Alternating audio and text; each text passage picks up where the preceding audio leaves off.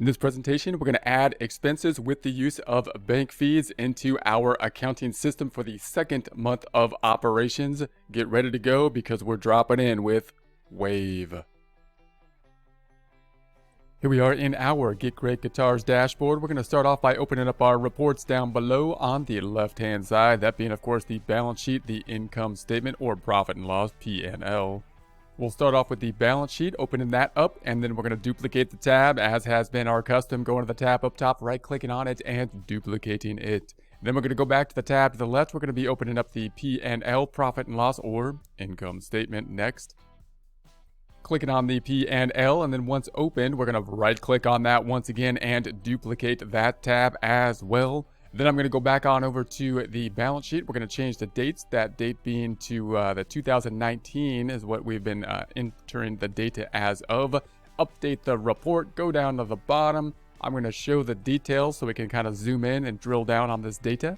Then we're going to go back to the P&L, profit and loss. Let's do the same thing there. 2019 and update that report. Then I'll typically go down to the bottom and show the detail for it as well. Go back to the first tab then, and then we're going to go down to the accounting information. We want to check out the transactions. The new transactions now are up top. The ones that aren't checked off, they're not green and checked off. Now we could sort by the transactions that have cleared. Like you could go to the sorting option, which could be a useful option. And then you could sort by the date, and you could also sort by the categorization. And we would want the ones that are not yet categorized, so they're uncategorized. And then I'm going to say apply that filter. If you do that, then you're not going to see the green ones down below. You don't really need to if it's in date order. You can keep the filter off. If you want to clear the filter, you could just go clear filter up here. It doesn't really bother me whether they're there or not, considering it's in the date order, and those ones are cleared at the bottom of the screen at this point. But if you're filtering things, you could use those features, and that may be useful to kind of navigate around. First thing to note on the second month, if you're doing a comparison to something like a QuickBooks Online or a Xero bank feeds software, note it's a bit more sophisticated in QuickBooks Online and Xero, in that you have those like memorization functions, as well as the rules that you can put in place. You'll see here that it's not memorizing the transactions anywhere near the capability of QuickBooks Online or of like a Xero type of software. But that's okay, because it's still pretty easy to go through here and just kind of check it off. So the bank feed feature to get this into the system works well, works really good. But if you have those memorized transactions, you really want to memorize those transactions and use things like bank rules. It doesn't have as much of that capability, or anywhere near as much of that capability. So those are the kind of the pros and cons. If you only have a few transactions, and especially if your books, you know what they are, you're paying the phone bill, utility bill, then allocating out these expenses is pretty quick to do. In any case, it's not that difficult. So those are just quick pros and cons on this. So if we go back down, for example, the one that we saw last time was the Edison bill. So that's this one. So we paid that one for sure. And again, it's not showing up over here as having been paid, or it's not giving us any suggestion for it. And so it's not picking up those suggestions quite as well. But how hard is it to do this? We say, oh, it's Edison. I know who that goes to. And we can always look at the last transaction. I mean, in other words, we could find the transaction down below to Edison and just see where we put it if we have any questions about it. So it's not that difficult to do, but it's a little less automated than QuickBooks. So let's do that. We're going to go into Edison, and I'm going to go to Categorize, and I'm going to be putting this to Utilities. Now note the second month of operations, like with any software, should be a little bit easier because we already have the account set up. So if you had to add something like a Utilities, then it would already be there at this point in time. Now, I'm also saying at this time, I didn't do this in the first month. Like, you could just categorize out here, but note we're not really applying out the vendor. We have the description up top, but that's not really in the vendor field. So you may want to go down and add this, and I would suggest doing this.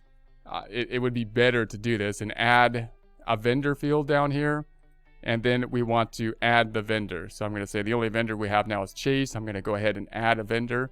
And the reason you want to add a vendor is because you can then run more detailed reports. You'll have the information by account on the financial statements, but if you wanted to go into this information by vendor, then you'd have to add the vendor. Now, most of the vendors, you just need the minimal kind of information to add.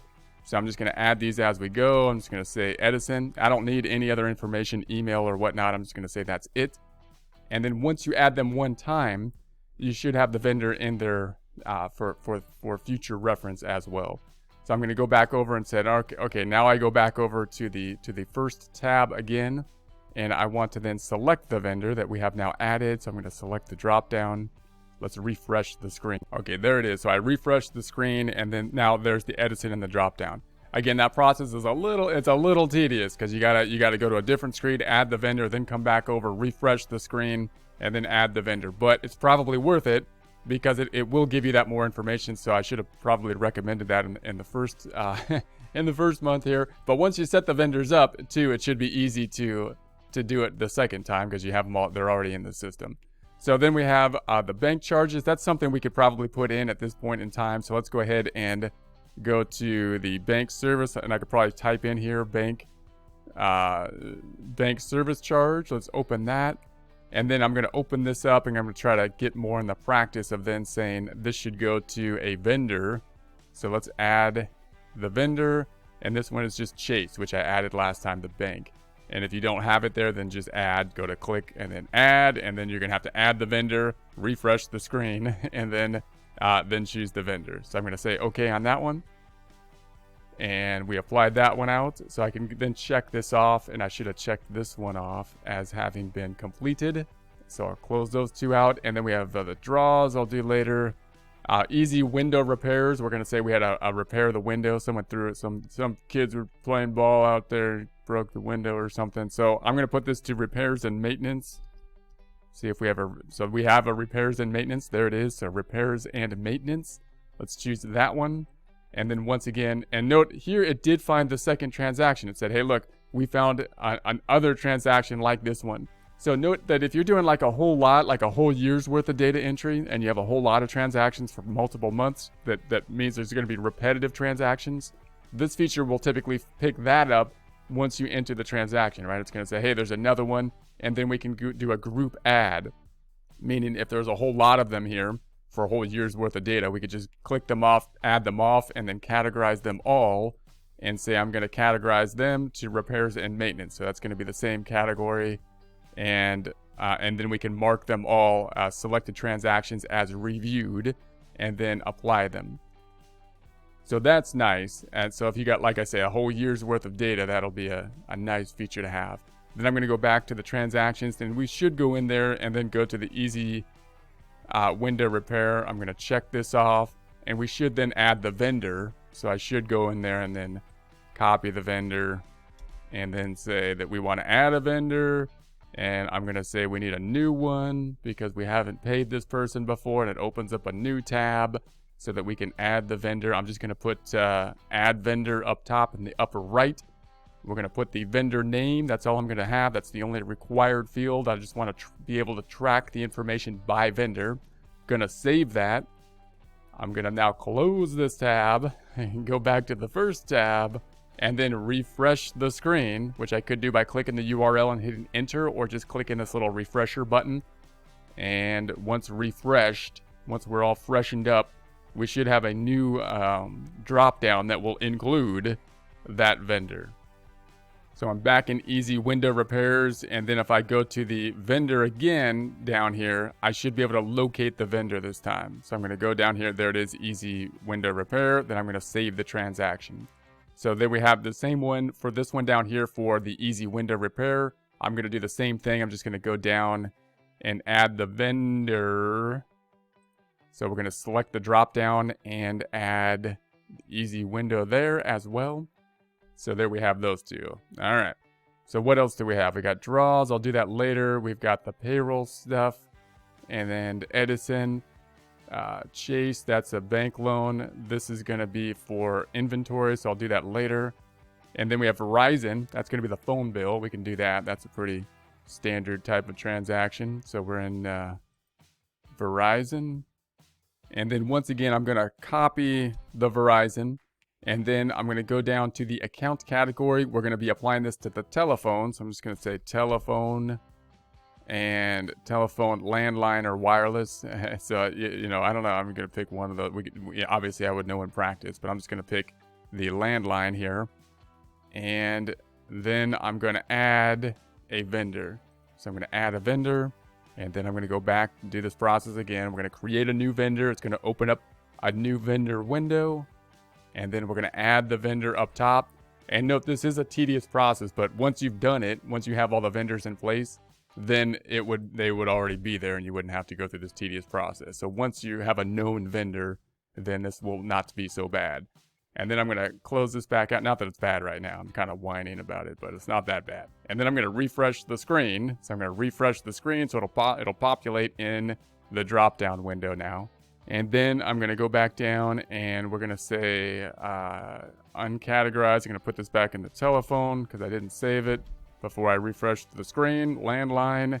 And this is going to be adding a vendor. And I'm going to put this to the Verizon, which is now there. Saving that one. And that looks good. So I'm going to check it off as having been reviewed. So that's good. So then we have Staples. Now this looks like office supplies, so I'm going to go ahead and add that one. So I could add the category here, or maybe I'm just going to click on it and add it to the right-hand side to practice that, just so we can add the vendors. So I would go through this and practice copying the vendor. Then I'm going to go down to the category, and I'm going to say that this is going to be office supplies, and say office supplies. And then this time I'm going to save it before I add the vendor, because I'm going to have to refresh the screen. So I'm going to save it. And then add the vendor, because this is a new vendor again. So we're going to have to go down and say create new vendor. That's going to open up a new window where we're going to create the new vendor. Then I'm going to go up top to the plus button. I add a new vendor. I'm already copied the vendor name, which is Staples. I'm going to paste that right here, Staples. And that's all I'm going to input on the vendor. Going to save that information for the vendor. Then I'm going to close this screen because I don't need it. I'm going to go back to the tab to the left. Then I'm going to refresh this screen so that new vendor name will then populate in the vendor field. And then I'm going to scroll back down and see if we can find that. So we got the add vendor and we're looking for Staples. So that's the one, and we will save that. And then I'm going to go ahead and check that one off as having been done. Now, the safe insurance, we're going to talk about that insurance expense a little bit, so I won't add that one yet. It's a little bit different. You know, we have some options on that, and I think that's it. I think that's what we're going to add for now. So let's go ahead and see what happens to the financial statement. So if I go back over here, we're going to go back to the first tab. And, of course, the bank statement is what it is. They're already included on this side. The question is what happened to the other side, which is now going to be on the income statement. So let's go to the income statement and then update that income statement. And we recategorized many of the expenses. So you'll note now that this uncategorized expense category should now be smaller. We've removed items from it, and we've applied items out into the expenses. Let's see if we can refine down the date range up top. And I'm going to bring this up to April. Let's make it April 1st. And we didn't enter anything after April, so that's going to be to the end of April, just so we can see our data just for the month of April. And then we'll update that report. And then if we scroll on down, now we have the expenses that we have allocated out for the month of April. So for example, if I was to go into like the repairs and maintenance, I think we had 2 items for the repairs and maintenance, and there they are. So that looks nice. All right, let's go to the first tab, and I just want to check out the vendor report now, because now we've added some vendors. So just to see, like, you might be asking, that was a little tedious to add the vendors. Like, why do I need to do that? You don't really have to. But if you want to run a report by vendor, it's really useful. It can be useful to have that information. I mean, typically you want to have the vendor and customer information if you can put that into the system. So we've got the purchases by vendor and the aged payables. Now, we're not entering any bills because we're not going through like the full accrual system, but we could look at our purchases by vendor.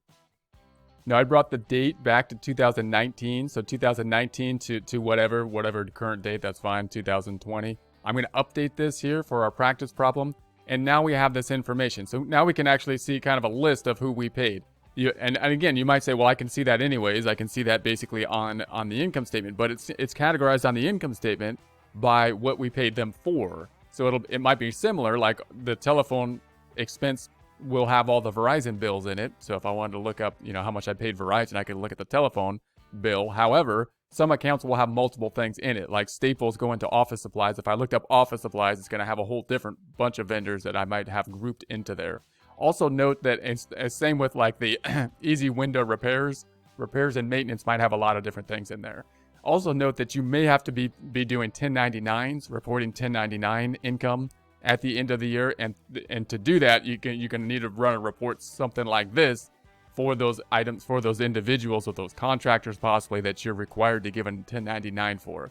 So really, I mean, you really should be putting the vendors in. It's a little bit more tedious to put that in there, but like I say, once you have the vendor set up, then it should be pretty simple, pretty straightforward to go back in and just click off that vendor. And then at the end of the year, you can run a report like this, and it gives you a nice different look at it to see, you know, how much you're paying to different types of companies rather than by account.